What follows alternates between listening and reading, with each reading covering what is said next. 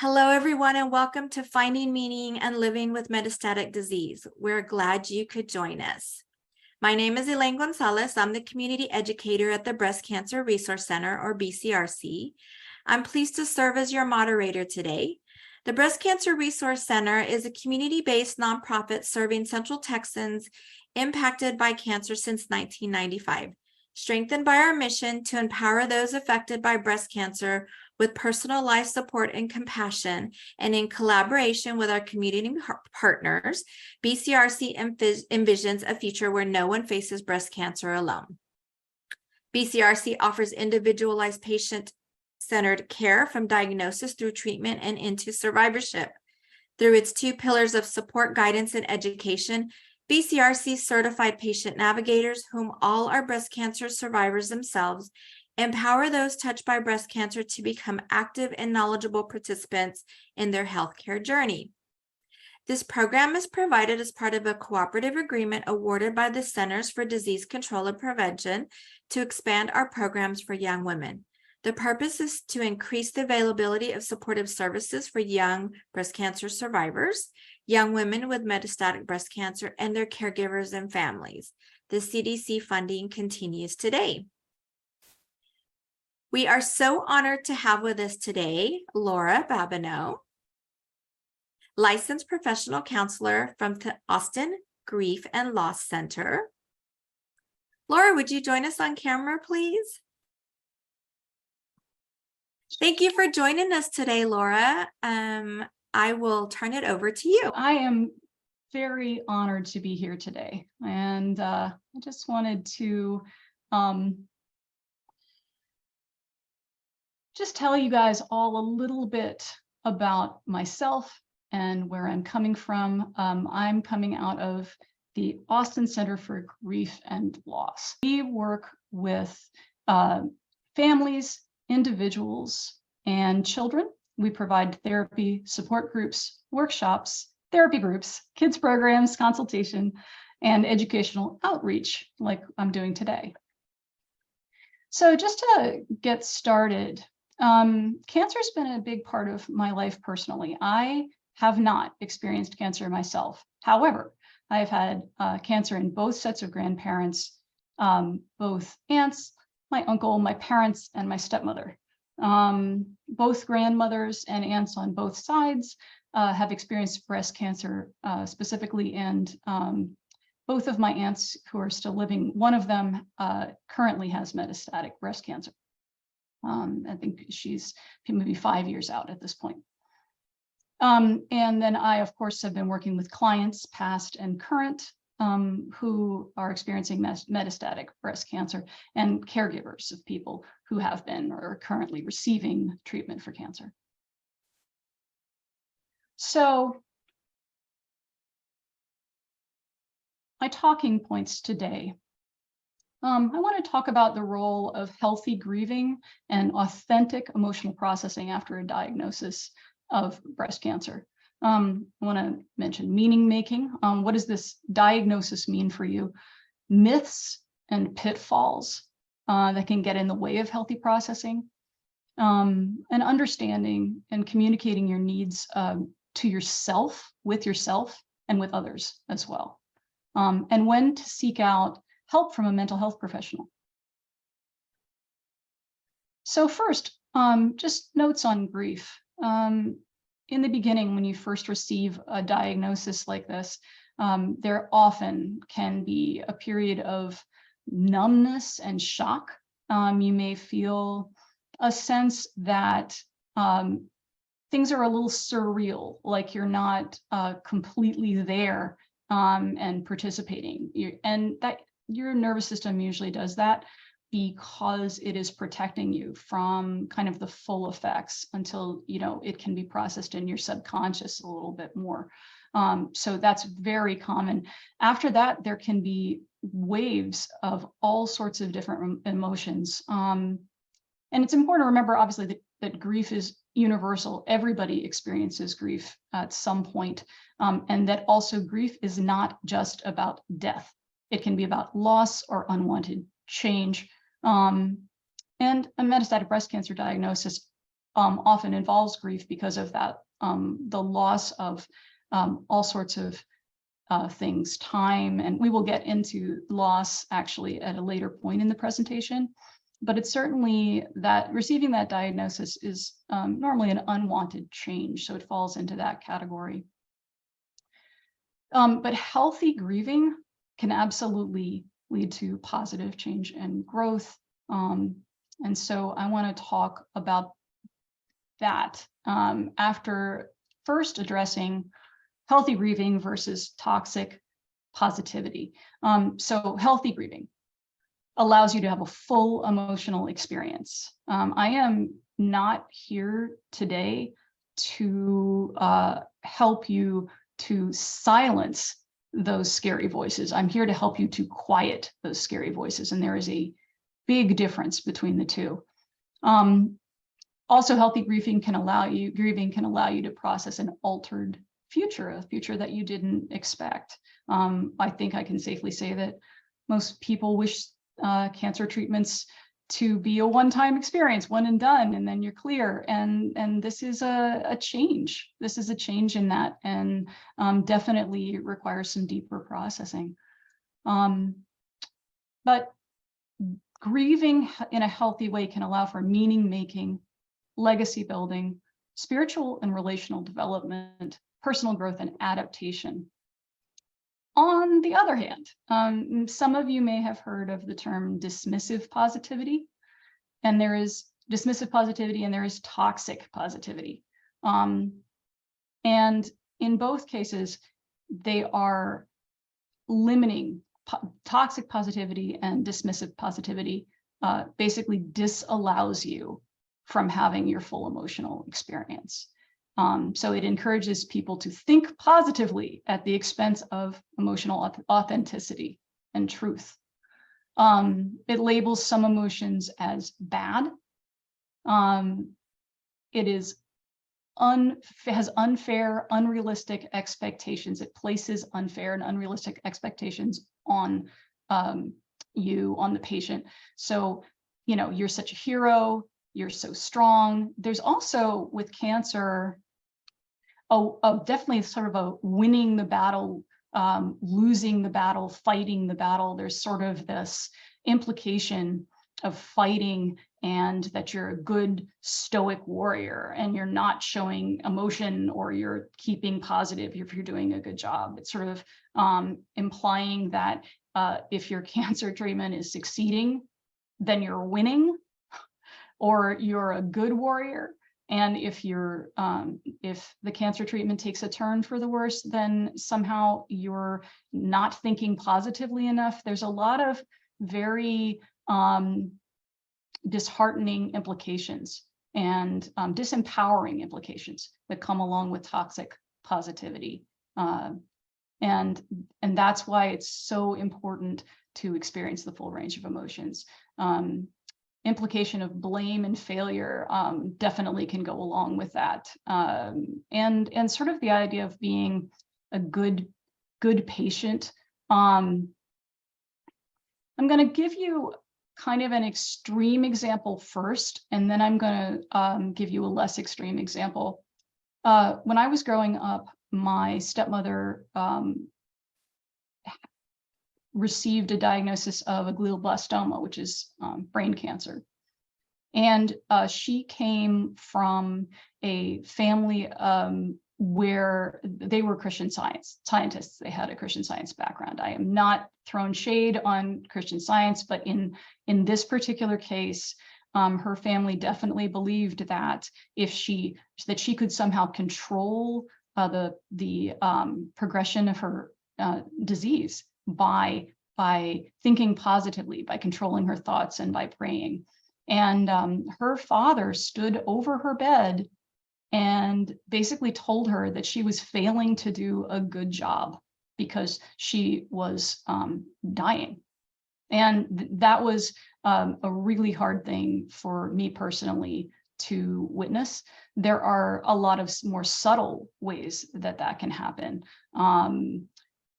It basically, if you're doing well or if you're doing a great job, often in our culture that can mean that you're not showing negative emotion, or that you're smiling, that you're constantly staying positive. And the truth is that who are you protecting there? I think you're often protecting the people around you as opposed to yourself too.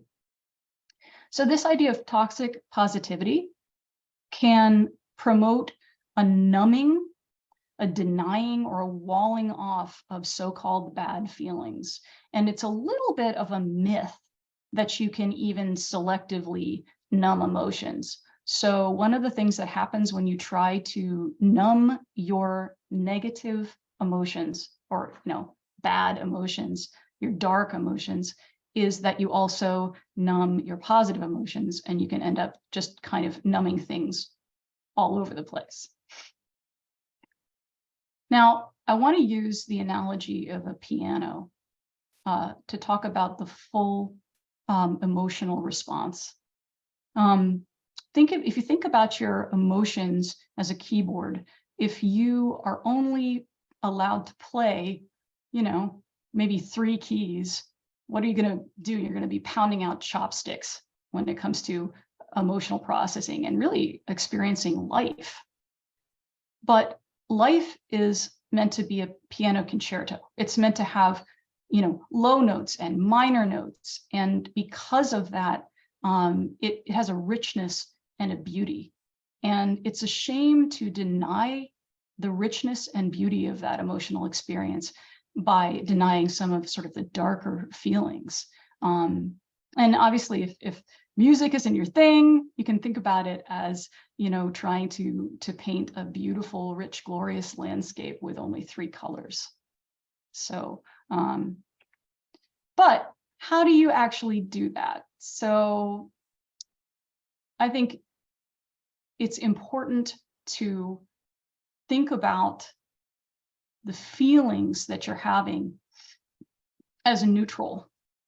So these are parts of you, and they're neutral parts. They're not bad parts that you need to stuff down or quiet down, or you don't want them to take over all the time. But you certainly don't want them to be silent, because again, think about that sort of rich concerto experience, that sort of beautiful experience of life that's full. It's important to remember that you are not your feelings. You are not your fear. You have a part of you that is afraid. So that's just under myth. I am afraid. The truth is, a part of me is afraid. So what do you do with that part? So first of all, if you're thinking about your emotional landscape like this, I'm going to kind of hold my hand up here. So this would be you. The palm of your hand is your inner core, and these are the feelings that you're experiencing. And the vast majority of us are experiencing more than one thing at a time. And some things may be very dominant. Fear, that's why I brought it up. Fear can be very dominant. But it's not all of what you're experiencing at one time. And you can stand back and get some distance from it. You can, in a way, talk to this part of you. And you can listen to what it has to say. So, and this is the most important, you can ask it what it needs. So maybe you're waking up and you're feeling like fear is the dominant emotion. And, you work through that and you ask it what it needs. And maybe you figure out that what you really need is a tight physical hug, or maybe reassurance, or maybe more information, more medical information, more information about your future. So it can really give you good information that you need to move forward. Remember, the energy that it takes to stifle strong emotion is exhausting. I'm going to say that again. That's really important. The energy it takes to stifle strong emotion is exhausting. Most people feel like, oh, I don't have the energy to face my strong emotions. But the truth is, stifling them down can often take more energy than processing them in a healthy way. So again, down here, I have another myth. You must silence or ignore internal voices, negative, bad internal voices. The truth is, if you bring emotions into the light and listen with compassion, it will often make them feel more manageable, and it will cut down on ambushes. So what do I mean by an emotional ambush? An emotional ambush is when you are driving down the road and you're fine, and then all of a sudden you burst into tears. Or, you're in the line in the grocery store and it just all hits you and you can't even think. And those often happen because these are very strong emotions. And if you're not used to processing them, and you're more used to trying to think positively all the time and sort of stuff those feelings down, then they can sort of jump out at you at inopportune moments. If they are given a voice, then they are much less likely to do that. So, it's all very well and good to say we need to healthily process our emotions. How do we do that? Well, in terms of grief, one of the best ways to do that is to create a grief container, which is a designated time in your day or your week, for you to process your grief. People are very afraid to do this. I often find a lot of resistance in the beginning to this because they are afraid that if they let some of these strong feelings out, they kind of are opening a Pandora's box, and they're not going to be able to put those feelings back when they need to. But the truth is, none of us can live with an emotional storm going on and function. So containing them, learning how to intentionally allow them to come out, and then sort of bringing them back in, that's a very different thing than stuffing them and trying not to experience them or stay positive all the time. So one of the things I find that I need to reassure my clients about is that they will be able to function after they let these parts of them speak. And there are various ways to do that. One of the ways is through grounding. So there are many ways to ground yourself. One of them is to become very aware of your breathing. I'm going to just go ahead and give you a really quick, easy breathing technique. So it's called 5-6-7 breathing. You breathe in for the count of 5, you hold for the count of 6, and you exhale for the count of 7. And you do this 5 times. And you're folding your fingers down at the same time. So that does several things. It will help your nervous system, quiet your nervous system through the breathing. It will distract you, and it will bring you back down in sort of the present. We also use a containment exercise. So that might be a visualization of putting something in a box temporarily, again, assuring it you will let it back out at a later point, and sort of walking through sort of an imaginal visualization of that. There are many ways to ground, and it's a great way of ending a grief container session. Journaling during the grief container time, journaling is a great way to give voice to some of these darker feelings. And a great way to do that is by letting each one talk. So if it had a voice, what would it say? And you're going to write what it would say. And then if you can, you may respond to it, because you know what that part needs to hear to comfort it. So you can see how this is a way of taking care of yourself. I would call this, I really put this under the category of authentic self-care, as opposed to just like, hey, take a bubble bath. Meditation, mindfulness, prayer, art, walking. I would also actually add yoga now that I'm looking at this list. These are all great ways of purposefully asking your parts, what are you feeling? What do you need? really kind of getting in touch with that in an intentional way, making time, carving out that really important time. If you are somebody who really doesn't like to process alone, you're somebody that really wants to process with a friend or a loved one, that's wonderful. Just try to make sure that it's somebody who can really go there with you and isn't just kind of trying to protect you from these feelings so much that they're not letting you have them, or they're trying to fix them all the time. Now, this is one of my favorites, processing in a group.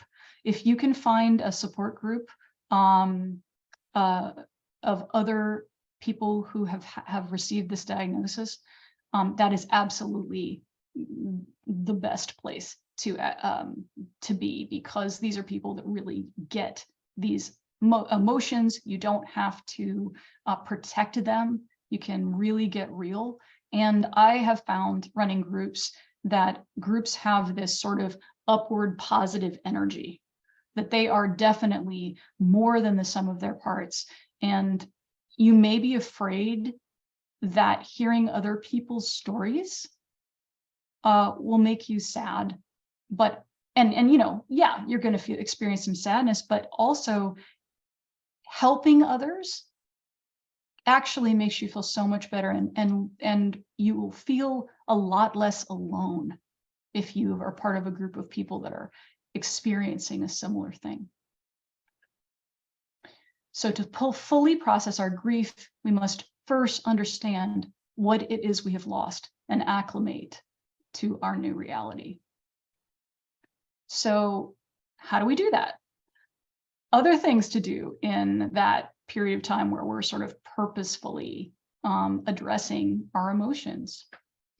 So these are 3 questions to promote healthy grieving and meaning making in light of this diagnosis. The first one is, what is lost? In order to grieve, we really have to first understand what it is that we're grieving. And obviously there may be sort of the primary loss, which is you've received this heavy medical diagnosis, but there's also others that are sort of secondary losses that are very important and deserve attention. Your expectations for the future. Maybe you had thought that you were going to buy a sailboat and sail around, or maybe you thought you were going to start running marathons. And maybe you can still run, but maybe you're not going to be able to run a full marathon for a little while. I mean, then there's the bodily changes. So obviously, these can be significant losses. You may lose your hair, you may lose your breasts. How does this affect your identity and your concept of your identity?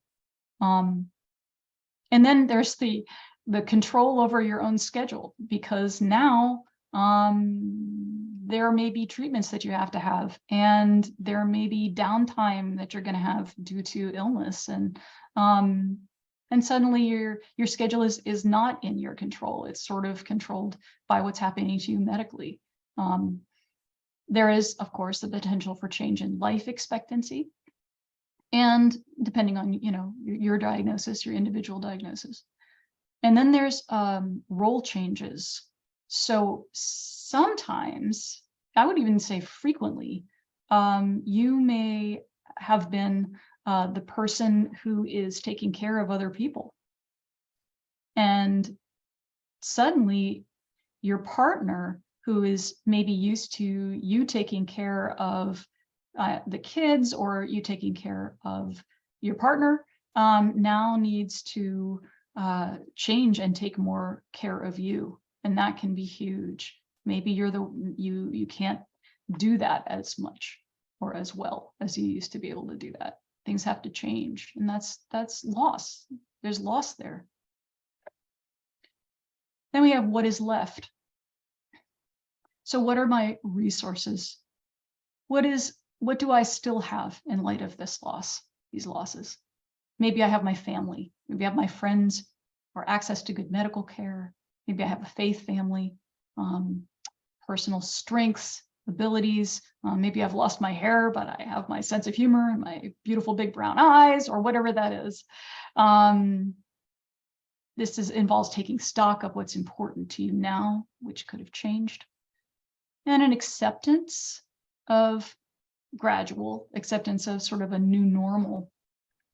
Ordinarily, you're going to go in between what is lost and what is left. So there's going to be sort of this flow between these two processes. And then after a while, you may get to the point where hopefully you can address the third question, which is what is next, or what is possible? So in light of this loss, in light of this diagnosis, what do my priorities look like now? Maybe I'm going to shift work priorities. I'm going to work less. I'm going to be with my family more. Maybe I'm going to decide that, I don't know, stuffing envelopes for my volunteer position is maybe not as important as getting back into painting or some kind of other creative pursuit that you might have abandoned. What about relationships? Maybe there are relationships that you need to or would like to try to repair. Maybe you'd like to try to reconnect. Last summer, my best friend's husband was diagnosed with esophageal cancer. And one of the things that he did, I thought this was really interesting, is he reached out to his ex-girlfriends. He had 2 ex-girlfriends to apologize, because apparently he felt that he had not treated them particularly well. And they, not only was he able to reclaim those relationships, but they actually were, very great supports for him, and have become really close friends in his cancer experience. And so that's really kind of a beautiful possibility. Prioritizing and reimagining goals and dreams. Okay, I just want to give you a couple of examples of this. I kind of love this. So there's a great book out there called Maybe You Should Talk to Someone by Lori Gottlieb. And in it, she talks about a client who was diagnosed, in her case, with terminal cancer. And she decided to continue, they both decided to continue therapy and to work on what this client wanted to do with her time. This particular client decided that it was, she wanted to go back and look at some of the things she wanted to do when she was a kid. She wanted to leave her, I think she was an attorney. She wanted to leave her law practice. And in this case, and I love how unique and individual this is, she had always wanted to work at Trader Joe's. And so she worked part-time at Trader Joe's. She also had always wanted to learn how to juggle. So she started to take classes in juggling. And another example, I asked for and received permission from a client of mine to talk about her experience, because I really think that it's a beautiful story. This particular client had taken care of both her mother and her brother as they passed away from cancer. During the course of that, she received a breast cancer diagnosis. And because she needed to take care of them, she actually, she did have a double mastectomy, but she opted out of having chemotherapy because she needed to take care of them and she felt she couldn't do that at the time. So then she was, at the end of these years of caregiving, pretty socially isolated, as you can imagine. And so loneliness was a big thing for her. And so then she receives a diagnosis that her cancer is metastasized. So from that, she decides to do several things. She decides to move back to be closer to a brother that she had not been close to. And so she formed a closer, more intimate relationship with him. She also decided that she wanted to have an ongoing support group for other people with the same diagnosis. And through that, she formed very deep and beautiful friendships. She had been considering fostering a child, decided that for her life expectancy did not make that something she felt comfortable doing. And so instead, she volunteered with showing she makes dog treats. And so she helped groups of handicapped kids make dog treats. That in that way, she could be a part of the lives of children without becoming a parent. Now, experiences. So obviously, there's a tendency to want to have a deep appreciation of everything happening to you, and wanting to maybe experience, like the people I talked about, your dreams, and just embrace travel. But obviously, life is messy. And so it's important not to put too much pressure on yourself to make these experiences perfect. You know, life is always going to be messy, and our human experience is always messy. And so just, I would say, embrace the mess on that one, because there can be a lot of pressure there sometimes. One of my favorite things to do with the undergraduates that well, actually they're graduates, but they're graduate students for counseling. We talk about grief, and we have them do a dream eulogy writing exercise. And so I think we tend to be afraid to think about or talk about death, that's going to be unhealthy. This way, I am not predicting any, end point. Your individual case is your individual case. No matter what the outcome is, we are all mortal. And so the idea of picturing ourselves at the end of our lives, looking back, this is what is sort of like letting your imagination run wild. So I remember, let me just give you an example of myself. I remember when I wrote mine when I was a graduate student, I said something about that Laura published a novel, and she, wrote a song that was played on the radio, and she did that and the other, this and that and the other thing. It was very fun to write sort of this like ideal eulogy for myself. And what it showed me, am I going to write a published novel? Probably not. I'm probably never going to hear my songs on the radio. But it told me that those things were important to me. And wouldn't it be nice to maybe get back into playing guitar? Maybe it would be nice to take a writing class. It can really help focus you on your own priorities and dreams. Okay. So let's talk about honest communication with ourselves and others. So now that you're listening to your parts, and you're determining what it is you need most with yourself, you're going to have to communicate clearly and try to be patient with people around you. It's often a challenge. And this can be one of the hardest parts, and that's why I put this in here.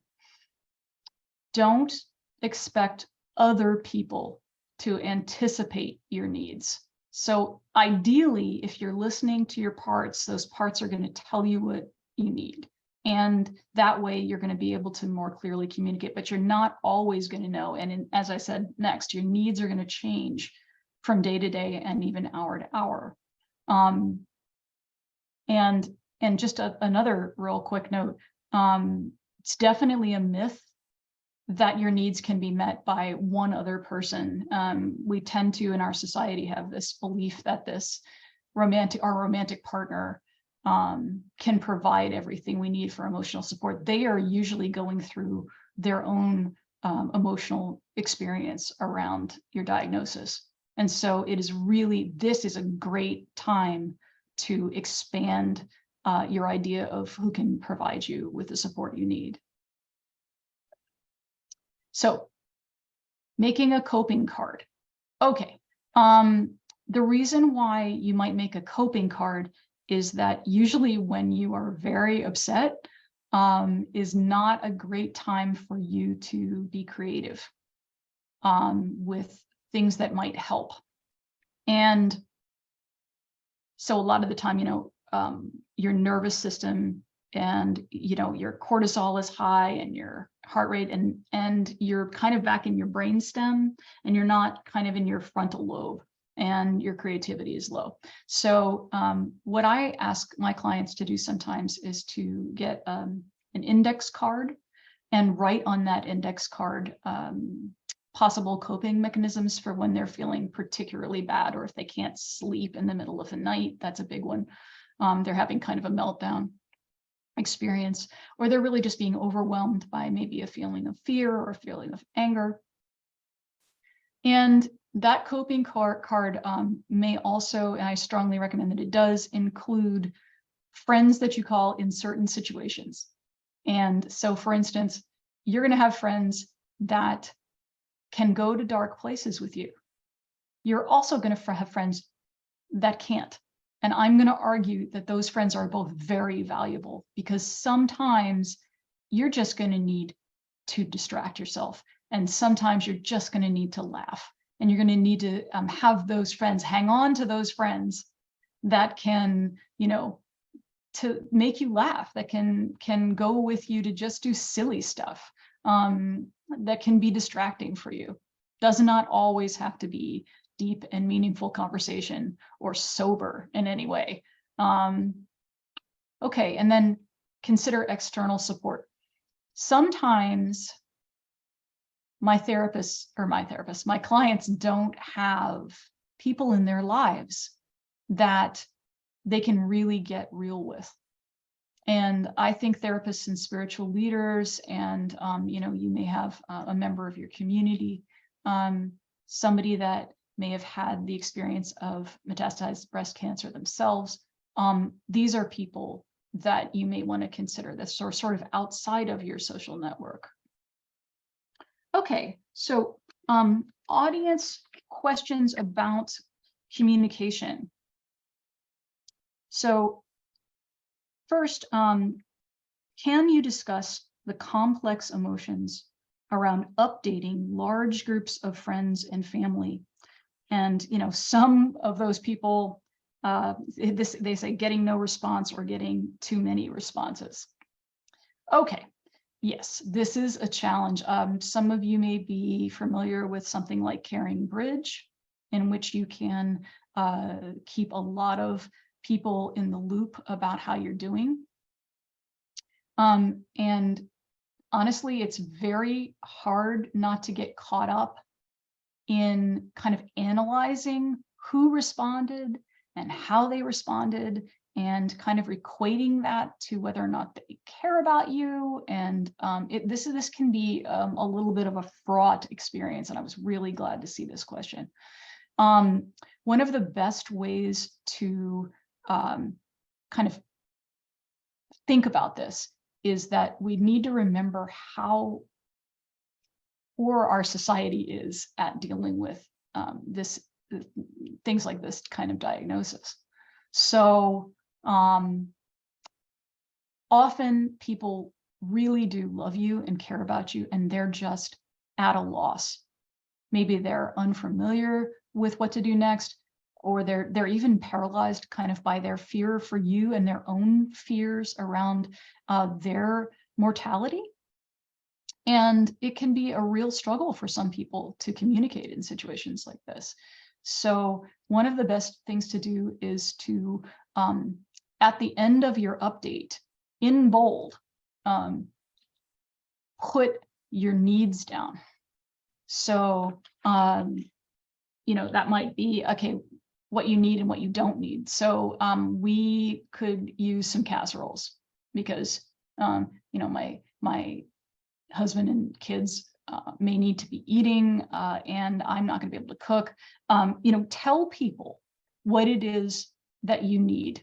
I could really appreciate some calls or some letters. Or I can't talk about it on the phone right now. It's too much, but you can email me or text me. So just, yeah, communicate your needs very clearly. Again, not expecting people to anticipate them, because this is messy and overwhelming for them too. Okay, how do we manage emotions with friends and family who treat you like you should be all better once you've healed from surgery?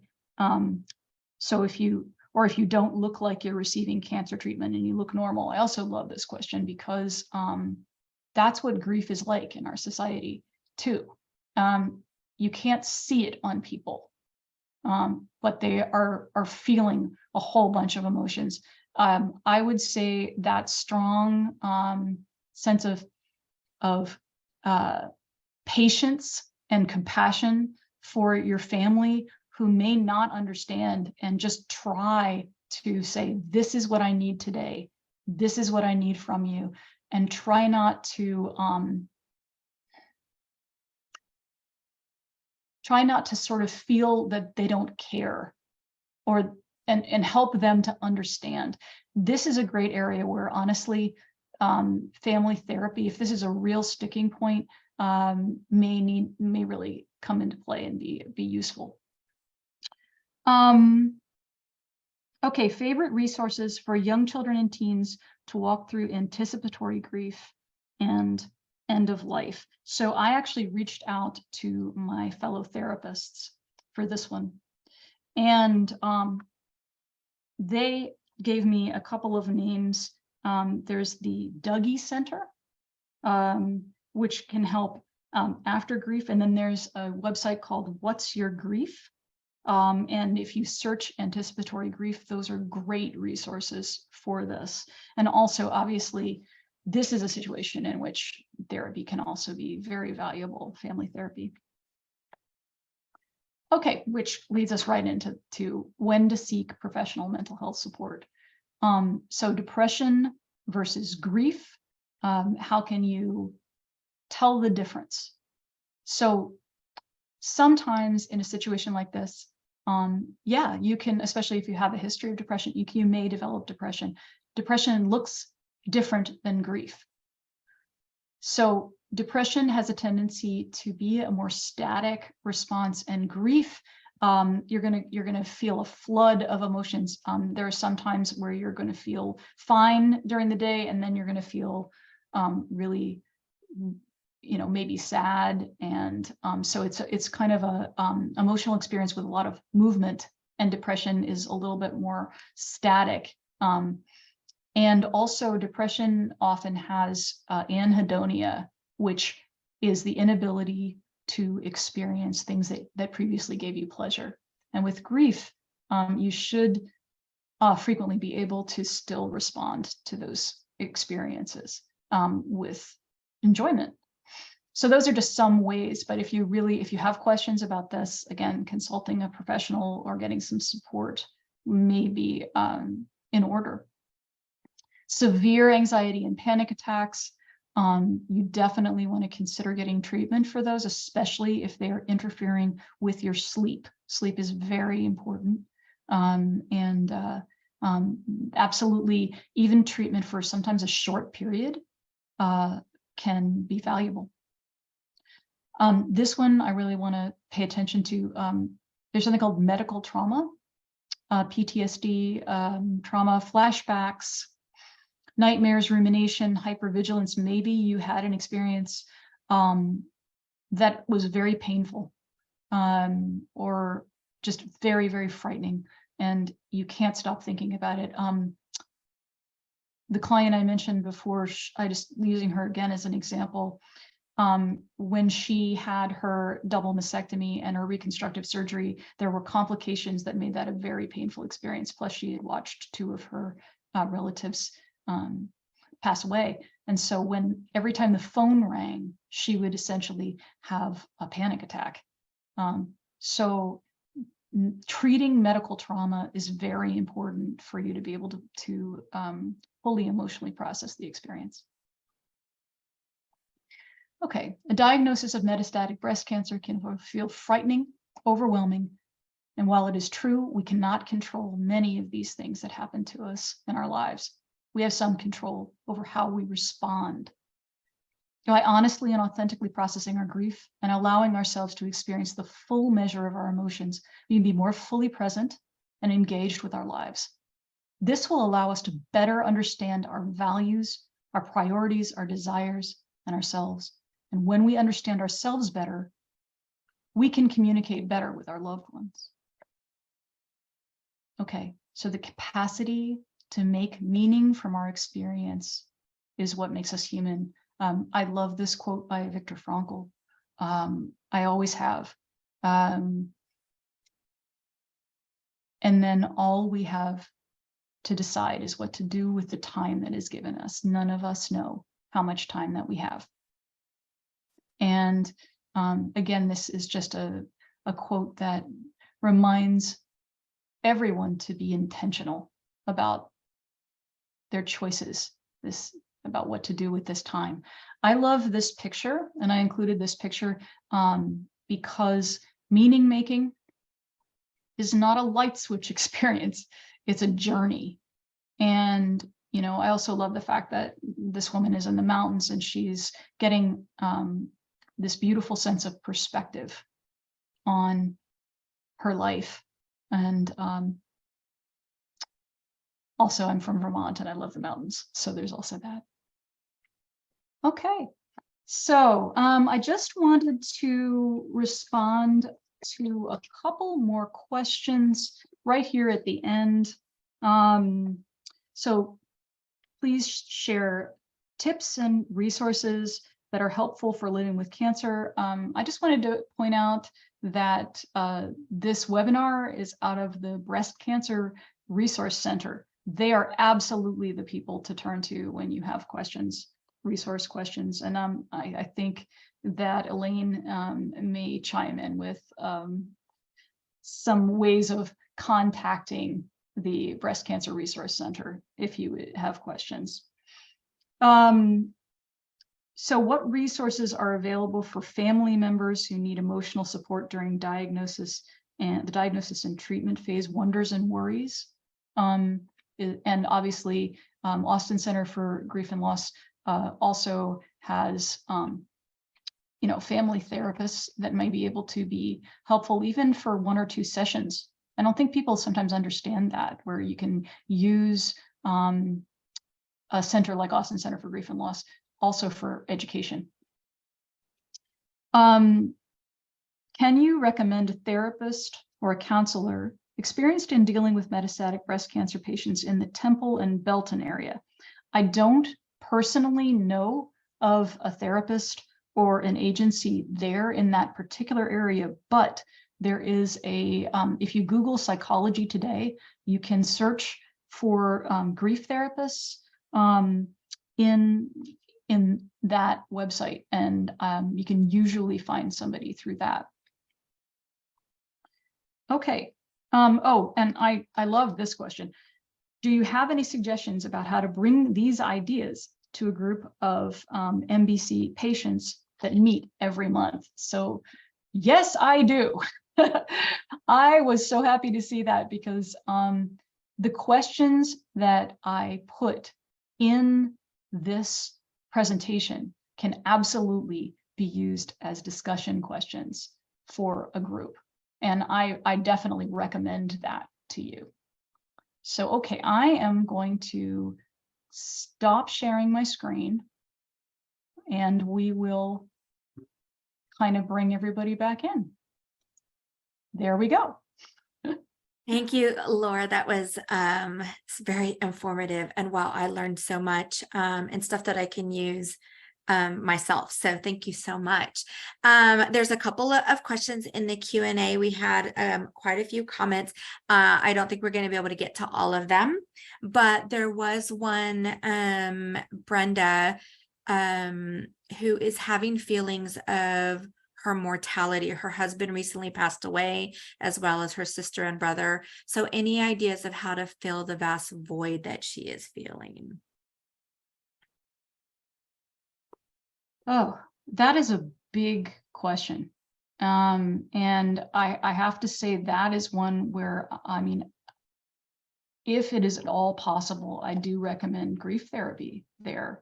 I recommend reaching out to a professional who can help in her individual case.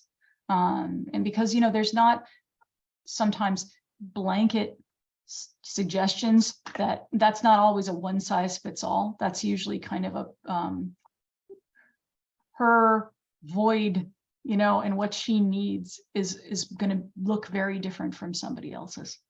So that's where I would recommend, yeah, grief therapy. Great, thank you. We do have another one. So I was wondering if you offer any suggestions on how to deal with people projecting their feelings of how they would feel if it was happening to them in the form of comments like, "I'm sure this keeps you up at night," or "I know this is so hard to deal with." So any, and she does say that thankfully things have been going well, and she feels better. And she feels better. I have felt from mind, body, and spirit. So she says she feels like she thinks that they think that she's lying because she's in a really good place. Oh, that's a great question. Yeah. So, yeah, absolutely. That's so, I mean, I think working on a response that is essentially like, yes, sometimes I have bad days, but really the vast majority of them, I am in a really good place, and kind of reassuring them that you are, you know, telling the truth. You're not going to be able to control whether they believe you necessarily. But usually if you respond to it directly that way, they will at least kind of appreciate that they don't understand your emotional landscape, that they can't look at you from the outside and see what's happening on the inside all the time. And I think you're actually probably doing them a big favor if you can get them to sort of notice that and realize that. Yeah. And any suggestions on to deal with people projecting their feelings of how they feel about what's happening to her?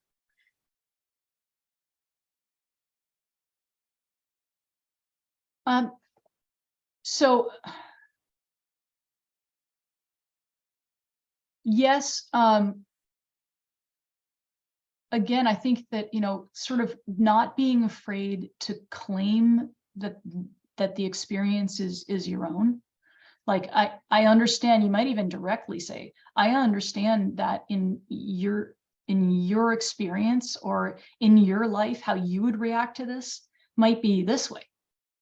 That's actually not my experience. I'm feeling more this way. You may react in, like, I'm just going to give an example. You may react with anger. I can understand that you're telling me right here that your experience would be rage with this one. But for me, I'm actually experiencing, you know, more nostalgia, or like, I don't know, a deeper appreciation of sunrises. You know, there's